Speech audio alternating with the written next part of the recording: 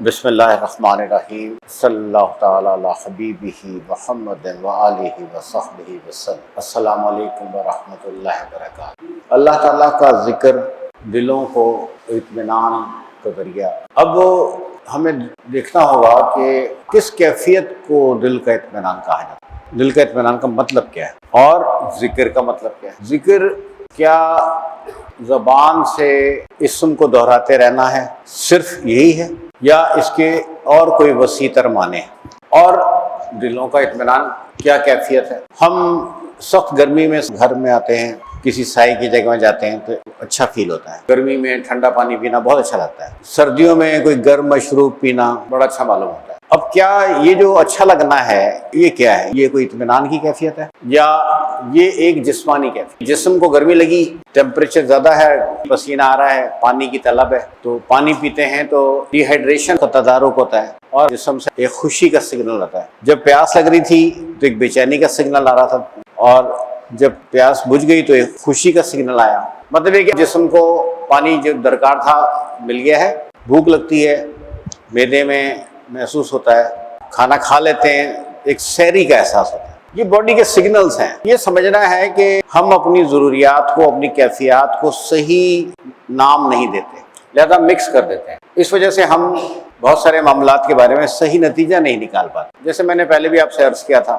کہ جسم آرام چاہتا ہے اور ذہن سکون چاہتا ہے اور قلب اطمینان چاہتا ہے۔ گرمی لگ رہی ہے، ٹھنڈا پانی پی لو، پنکھے کے نیچے آ جاؤ، اے سی میں چلے جاؤ، جسمانی آرام ہے، یہ ذہنی سکون نہیں ہے، اور یہ دل کا اطمینان بھی نہیں ہے۔ دل کا اطمینان ایک بڑی کیفیت کا نام ہے۔ مختصراً یہ ابتدائی طور پہ سمجھ لیں کہ دل کا اطمینان قدرت سے سنکرونائز ہونے کی کیفیت، قدرت سے ہم آہنگ ہونے کی کیفیت۔ قدرت سے ہم آہنگ ہونا کا کیا مطلب ہے؟ اللہ تعالیٰ نے اس ساری کائنات کو ایک خاص فطرت پر بنایا ہے، اس فطرت کے تحت سارے نظام چل رہے ہیں، اور اس فطرت کے تحت میں اور آپ دوسری سب مخلوقات سے ایک تعلق رکھتے ہیں۔ آپ کا تعلق ستارے سے بھی ہے، آپ کا تعلق بلی سے بھی ہے، آپ کا تعلق مچھلی سے بھی ہے، آپ کا تعلق چڑیا سے بھی ہے، آپ کا تعلق فرشتے سے بھی ہے، آپ کا تعلق جنات سے بھی ہے، آپ کا تعلق پہاڑوں سے بھی ہے، آپ کا تعلق بادلوں سے بھی ہے، اور ان کا تعلق ہم سے ہے۔ ہم سب ایک بہت بڑے کنبے کا حصہ ہیں۔ ایک تو ہمارا کنبہ ہے، ہماری جین کا کنبہ، ہماری نو کا کنبہ، نو انسانی ایک کنبہ ہے۔ اسی طرح اللہ کی سب مخلوقات اپنے اپنے نو میں ایک کنبہ ہیں۔ مثلا ستارے ایک کنبہ ہیں، درخت ایک کنبہ ہیں، حیوانات، چڑیاں، حشرات الارضیہ الگ الگ کنبے ہیں، وہ سب دوسروں سے بھی ایک تعلق رکھتے ہیں۔ اطمینان کا مطلب یہ ہے کہ آپ کے اندر وہ صلاحیت بیدار ہو جو کائنات کی یکسانیت یا یکجائی سے آپ کو واقف کروائے۔ پہلی بات تو یہ ہے کہ ہم سب ایک کنبہ ہیں، ایک ہم الگ الگ بھی کنبہ ہیں، اور پھر ہم سب مل کر بھی ایک کنبہ ہیں۔ ہم ایک برادری ہیں، کوئی بھی ایک برادری ہے، اور ایک دوسری برادری ہے انسانوں کی، ایک برادری اور دوسری برادری۔ دونوں برادری اپنی اپنی روایات، اپنی اپنی رسومات رکھتے ہیں، اپنے اپنے رواج رکھتے ہیں۔ اسی طریقے سے جو دوسری انواع ہیں وہ اپنی ذات میں ایک برادری ہیں، اور اللہ کی مخلوقات کے لحاظ سے وہ سب برادریاں بھی ایک بڑی برادری ہیں۔ ان سب کی فطرت اللہ نے بنائی، نیچر ہماری اللہ نے بنائی، ہماری نفسیات اللہ نے بنائی، ہماری ضروریات اللہ نے بنائی ہیں، سب کے تقاضے اللہ نے بنائے ہیں۔ ان تقاضوں کی تکمیل کس طرح ہوگی یہ سسٹم بھی اللہ نے بنایا۔ ہمارے دل میں اٹھنے والا ہر تقاضا، ہمارے دل میں اٹھنے والی ہر خواہش قدرت کے کسی نہ کسی منصوبے کا حصہ ہے۔ ہمیں جو اللہ تعالیٰ نے سکت دی ہے ہم اس کے اندر سوچتے ہیں۔ بلی کو جو سکت دی ہے اس کے اندر سوچتی ہے، چڑیا کو جو سکت دی ہے اس کے اندر سوچتی ہے۔ اب یہ الگ بات ہے کہ ہماری سکت بہت بڑی ہے، لیکن ہم اسی دائرے میں سوچیں گے جو دائرہ ہمارے لیے اللہ نے مقرر کر دیا۔ میرے دل میں وہی خواہشات بیدار ہوں گی جو خواہشات طے کر دی گئی ہیں انسانوں کے لیے، چڑیا کے دل میں وہی خواہشات بیدار ہوں گی جو اس کے لیے طے کر دی گئی ہیں۔ اللہ کے اس نظام کو سمجھنا کیسے ممکن ہے؟ اللہ کے اس نظام کو سمجھنا اس طرح سے ممکن ہے کہ آدمی اللہ کی مشیت کو سمجھنے لگ جائے۔ اللہ کی مشیت کو سمجھنے کا ذریعہ یہ ہے کہ آپ قرآن سے رہنمائی لیں، قرآن کے ذریعے اللہ کی مشیت کو سمجھنے کا سفر شروع کریں، اور اللہ کی صفات کو پہچاننے کے لیے ریسرچ میں جائیں، تحقیق میں جائیں۔ ہر وہ عمل، ہر وہ قدم جو اللہ کی مشیت کو سمجھنے میں مددگار ہوگا، تلاش کرنے والے کے دل میں اطمینان کا سبب ہے۔ دلوں کو اطمینان کیسے ملے گا؟ دلوں کو اطمینان ملے گا اللہ کی مشیت کو سمجھنے سے۔ اللہ کے ذکر کا ایک مطلب ہے کہ اللہ کا نام لینا، کسی بھی نام کی تسبیح کرنا، سبحان اللہ، الحمدللہ، یا رحمان یا رحیم، یا حی یا قیوم، اس کو زبانی عمل آپ کہہ سکتے ہیں۔ اب اس کے ڈیپ معنی میں آ جائیں۔ ایک مطلب یہ ہے کہ یا حی یا قیوم کے معنی کو سمجھنا، کہ آپ نام دہرا رہے ہیں، آپ کو اچھا لگ رہا ہے۔ یہ اچھا لگنا سکون یا اطمینان نہیں ہے، یہ گڈ فیلنگ سے، اطمینان بھی دور ہے۔ آپ کے سامنے ان اسماء کے معنی کھلے، یہ اگلا درجہ ہے۔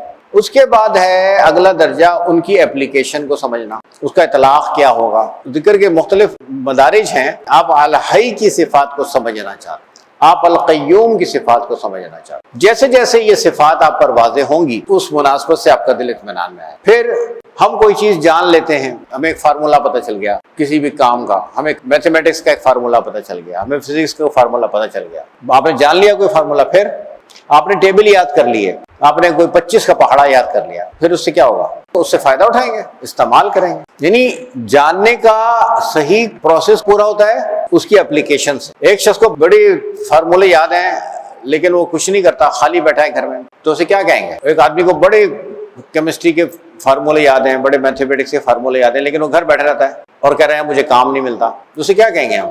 کہ اس نے اپنی جانکاری سے استفادہ نہیں کیا۔ اللہ کی صفات آپ کے سامنے آ رہی ہیں، آپ اللہ کی صفات کو جان رہے ہیں، تو پھر اگلا اسٹیپ ان کے اپلیکیشنز کو سمجھنا ہے۔ آپ نے صفت رحیم کا ورد کیا تو رحیم کی صفات کا عکس آپ کے اندر آنا چاہیے، آپ کی شخصیت میں ایک بہتری آنی چاہیے، آپ کے اندر اللہ کی زیادہ فرمانبرداری، زیادہ اطاعت آنی چاہیے، آپ کو توحید کی صفات زیادہ پتہ چلنی چاہیے اور توحید پر آپ کا ایمان زیادہ مضبوط ہونا چاہیے۔ یہ درجات میں ہم جب جائیں گے اسٹیپ بائی اسٹیپ تو پھر ہمارے دلوں میں اطمینان ہوتا ہے۔ ہم سب یہاں جمع ہوئے، ہم نے بیٹھ کے تھوڑی دیر 10 منٹ اللہ کا ذکر کیا بلند آواز سے، سب کو بہت اچھا لگا، اور اس کا ہم سب اہتمام کرتے ہیں کہ اس ماحول میں تھوڑی دیر کے لیے جائیں۔ لیکن کیا یہ صرف 10-15 منٹ یا 1 گھنٹے کی ایک گڈ فیلنگز کے لیے کیا گیا ہے، یا یہ کیفیت صرف 10-15 منٹ یا 1 گھنٹہ رہنی چاہیے، یا یہ فیلنگز میرے قلب اور ذہن پر یہ حاوی رہنی چاہیے، ان کا احساس دیر پا ہونا چاہیے؟ یہ کیفیت کب رہے گی؟ جب میں اطمینان کی صحیح کیفیت کو سمجھوں گا اور میں قرآن سے اور اللہ تعالیٰ سے تعلق کے تقاضوں کو سمجھوں۔ اس کے لیے مجھے زیادہ انہماک کی، زیادہ سمجھنے کی ضرورت۔ اس کے لیے پہلی ضرورت ہے اللہ کی فرمانبرداری کا احساس۔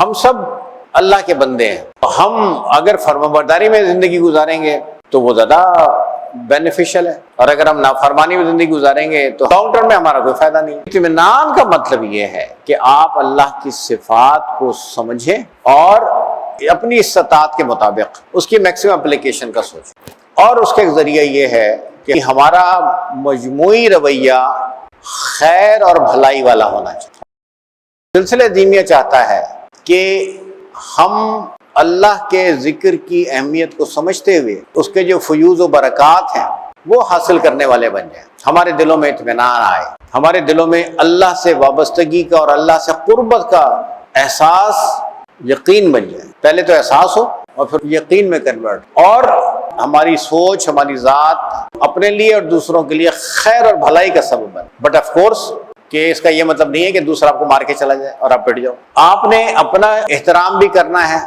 سیلف ریسپیکٹ جسے کہتے ہیں۔ آپ نے اپنی قوم کا احترام بھی کرنا ہے، آپ نے اپنی قوم کا احترام بھی کروانا ہے، اپنے سلسلے کا احترام بھی کروانا ہے، یعنی اپنی عزیبی برادری کا احترام بھی کروانا ہے۔ انکساری، خاکساری، اس کا مطلب یہ نہیں ہے کہ آپ سیلف ریسپیکٹ کھو دیں۔ خاکساری، انکساری بہت ضروری ہے، لازمی ہے ایک اچھے بندے مومن کے لیے، ایک صوفی کے لیے، لیکن اس کا ہرگز یہ مطلب نہیں ہے کہ سیلف ریسپیکٹ نہیں ہوگی۔ ان کو پوری طرح سمجھنا ہے اور ایک وہ مائنڈ سیٹ بنانا ہے۔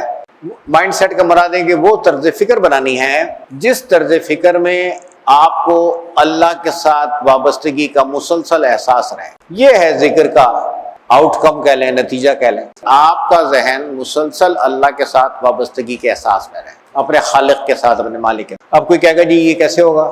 تو ہر شخص یہ تجربہ کر لے کہ ان کے دفتر میں ان کے باس نے ان کو کوئی اسائنمنٹ دے دیا کہ یہ پورا کرنا ہے۔ اب آپ دفتر میں ہو، دفتر سے باہر ہو، آپ کے ذہن پہ وہ سوال رہتا ہے کہ نہیں رہتا؟ آپ بزنس کرتے ہو، آپ کو کوئی ٹاسک سامنے ہے کہ یہ کام میں نے کرنا ہے، اتنے دنوں میں کر کے دینا ہے، تو آپ کے ذہن میں وہ چیز حاوی رہتی ہے کہ نہیں رہتی؟ کیوں حاوی رہتی ہے؟ یا آپ اسٹوڈنٹ ہو، آپ کو امتحان دینا ہے، وہ آپ کے اوپر حاوی کیوں رہتا ہے؟ بنیاد کیا ہے؟ نقصان ہوگا، کتنا نقصان ہوگا؟ آپ کی سیلری متاثر ہوگی، اس سے کیا ہوگا؟ آپ کو کہیں نہ کہیں فائنینشیل پرابلم آئے گی۔ وہ جو مانیٹری نقصان ہے وہ اتنا حاوی ہو جاتا ہے کہ بندے کو خواب میں بھی وہ نظر آ رہا ہوتا ہے یا نہیں ہوتا۔ تو مطلب یہ ہے کہ آپ کا کوئی انٹرسٹ وابستہ ہے، جس سے آپ کا انٹرسٹ وابستہ ہوتا ہے اور جہاں آپ کو لاس کا ڈر ہوتا ہے وہ آپ کے ذہن پہ حاوی ہو جاتا ہے۔ ہر قسم کے حالات میں، شادی بھی ہو رہی ہے، گھر میں سب بچے خوشیاں منا رہے ہیں، لیکن ایک بندہ بیچ میں پریشان بیٹھا ہوا ہے، کل مجھے دفتر جانا ہے، یہ کام پورا کر۔ اب چونکہ ہم شارٹ سائٹڈ لوگ ہیں تو ہم یہ نہیں دیکھتے کہ ہماری جو گین یا لاس ہو رہا ہے اس کی ساری صلاحیتیں ہمیں کس نے عطا کی ہیں؟ میں دفتر جا کے کام کر رہا ہوں تو مجھے یہ صلاحیتیں کس نے دی ہیں؟ اللہ نے۔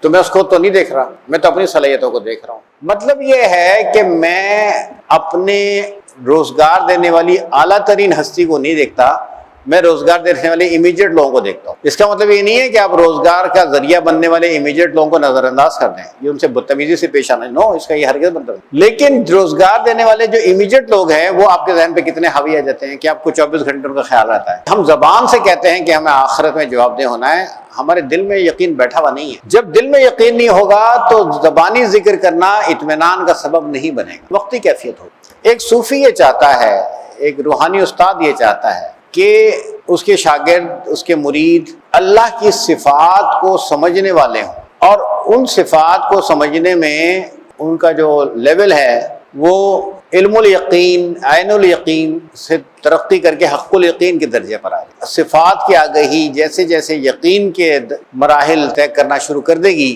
ویسے ویسے آپ کے دل میں اطمینان کی کیفیت مستقل رہنے والی بات ہو جائے گی۔ محض ذکر کرنا ہمیں کیوں نہیں پرماننٹ کیفیت دے رہا؟ اس کا مطلب ہے کہ ہم اس کے دیگر تقاضوں کو نہیں سمجھ رہے، اور جب سمجھ نہیں رہے تو ان کو پورا کرنے کا اہتمام نہیں کر رہے۔